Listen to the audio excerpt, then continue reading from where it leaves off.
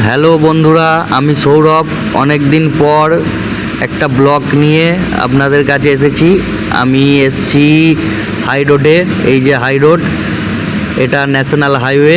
এখানেই আমি এসেছি চা খেতে। এই দোকানটাতে আমি আজকে চা খাবো। অনেক দিন পর বেরিয়েছি, চলুন একটু চা খাওয়া যাক। এই দোকানটাতেই আজকে আমি চা খাবো, না আর কিছু খাবো না, শুধুই চা খাবো। দেখি কীরকম চা পাওয়া যায় এই দোকানে। অনেক দিন শুনেছিলাম অনেকের কাছে যে এই দোকানে ভালো চা পাওয়া যায়, তাই চলে এলাম কাজের ফাঁকে একটু চা খেতে। এই যে অনেক দিন পর আমি ভাঁড়ে চা খাচ্ছি। দেখে নিই চাটা কেমন খেতে। না, আমি কোনো ফুড ব্লগ করিনি, আমি শুধুমাত্র চা খেতে এসেছি।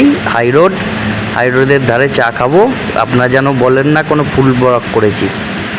দেখি চাটা দিক। দাদা একটা চা দাও দেখি।